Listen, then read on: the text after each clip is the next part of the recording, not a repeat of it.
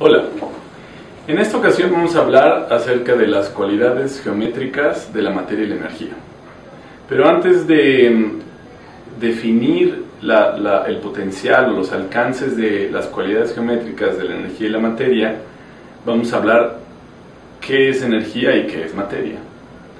Einstein, la fórmula famosísima, energía igual a E igual a mc al cuadrado, donde la energía es igual a la masa multiplicada por la velocidad de la luz al cuadrado, nos está hablando de que en el universo todo es una sola sustancia. En las religiones se le conoce esto como el monoteísmo o la creencia de un solo Dios o una sola sustancia. Y en física, en la ciencia, se le llama esto el campo unificado. En la actualidad sabemos que vivimos en una sola sustancia, el universo, todo lo que existe es una sola sustancia, y que lo que cambian son los arreglos geométricos, son las proporciones, las frecuencias, las formas en las que esta sustancia se ordena y se desordena. Es de capital importancia comprender y sentir eso, poder experimentar que no hay ninguna diferencia entre los átomos de carbón o el de oro o de plata, los átomos que conforman una silla, una mesa, un escritorio, una pared. Es absolutamente la misma sustancia, con diferentes niveles de densidades, diferentes niveles de arreglos geométricos.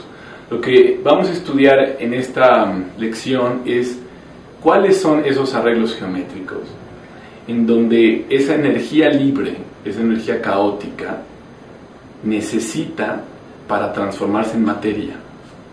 Y al estudiar este proceso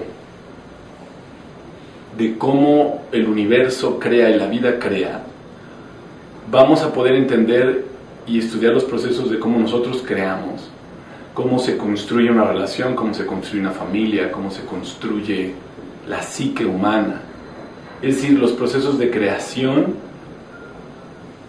desde lo caótico hacia lo absolutamente, lo supremamente ordenado. La energía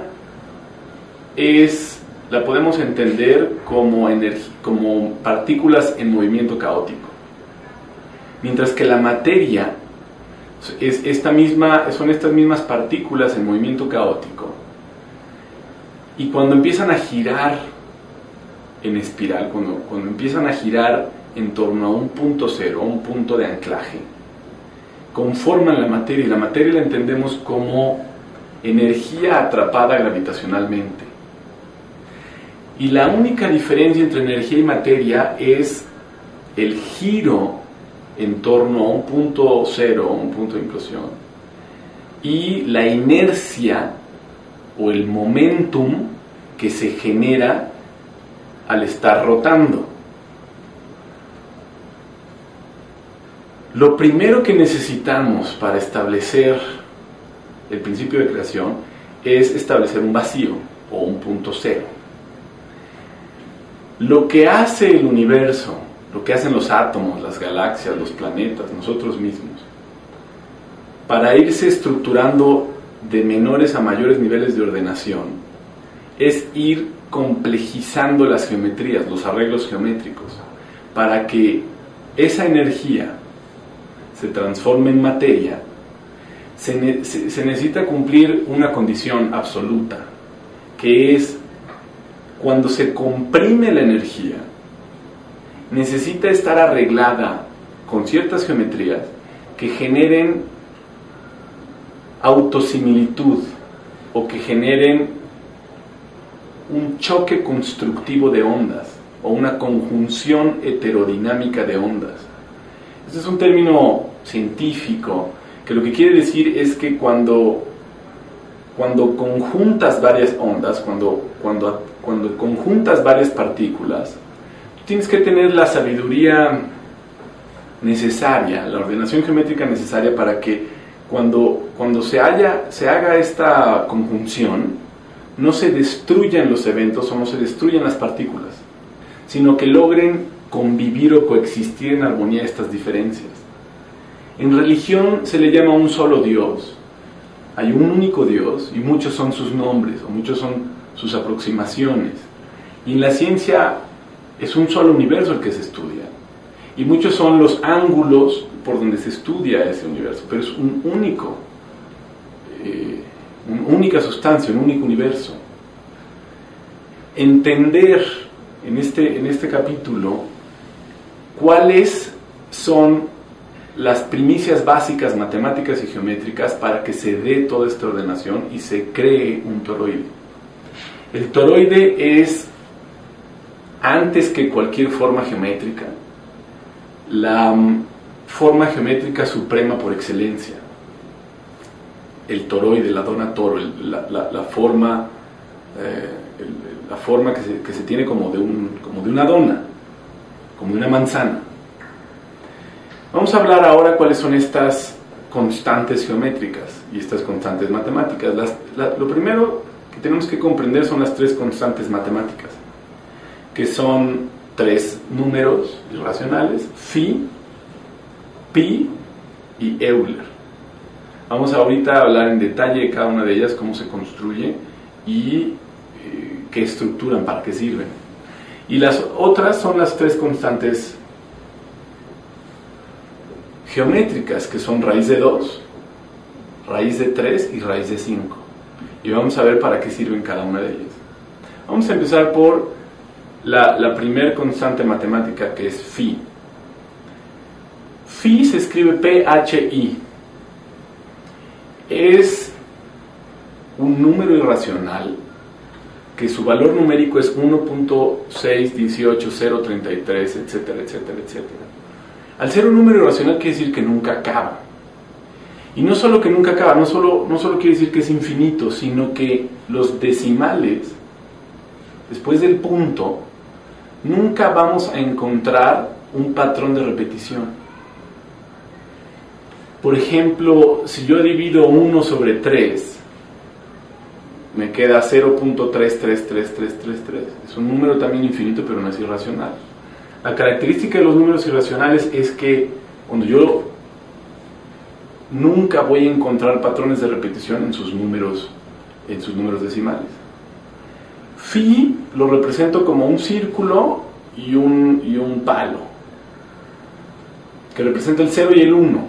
Phi se le dio este nombre a este número por Fidias, un escultor griego que lo utilizaba en sus esculturas, pero en realidad se le ha llamado de diferentes formas a este número a lo largo de la historia de la humanidad. Se le ha llamado el número de oro. ¿Por qué? Porque se utilizó se ha utilizado en toda la historia de la humanidad como imitación de los procesos de creación de la naturaleza, lo que hablábamos en otras clases, en donde al observar la naturaleza utiliza este número, esta secuencia, se imita la naturaleza y tenemos diferentes culturas. El número de oro se le llamó el número áureo, el número divino. En el Renacimiento, donde se retoman muchos de los principios clásicos para recrear y reinterpretar la cultura. Phi, con su valor 1.618, es en realidad una proporción. Por supuesto es un número como tal, pero ese número representa una proporción, y esa proporción se le llama proporción áurea o proporción de oro o proporción divina. ¿Por qué? ¿Qué quiere decir una proporción? Una proporción quiere decir que me voy a mover tanto en un eje, digamos, voy a crecer tanto en X, en lo horizontal, como tantas veces en lo vertical. Una proporción quiere decir que no importa el tamaño, siempre se va a respetar la relación que hay entre un elemento y otro. La proporción áurea es una proporción en donde es el valor de 1 a razón de 1.618. Esto es Es muy sencillo, pero es muy importante entenderlo. En geometría sagrada vamos a ver que la proporción es más importante que el tamaño, porque no importa en qué escala nos manejemos, en qué tamaño nos manejemos, mientras la proporción se respete, los procesos ocurren, los procesos de vida ocurren,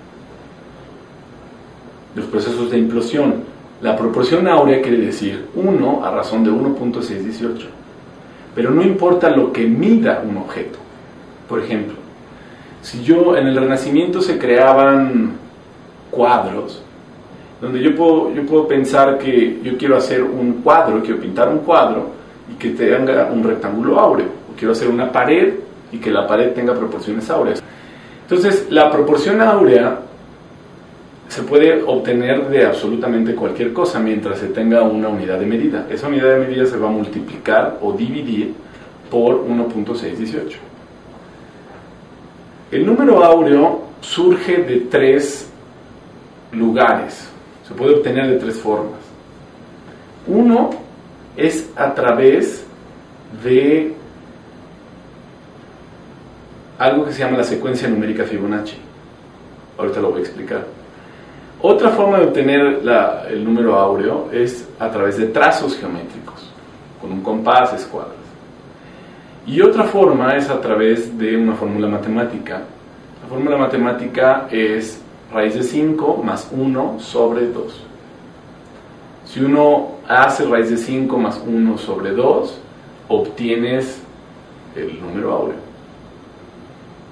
Vamos a hablar qué es la secuencia numérica Fibonacci. En realidad es la secuencia numérica de la vida.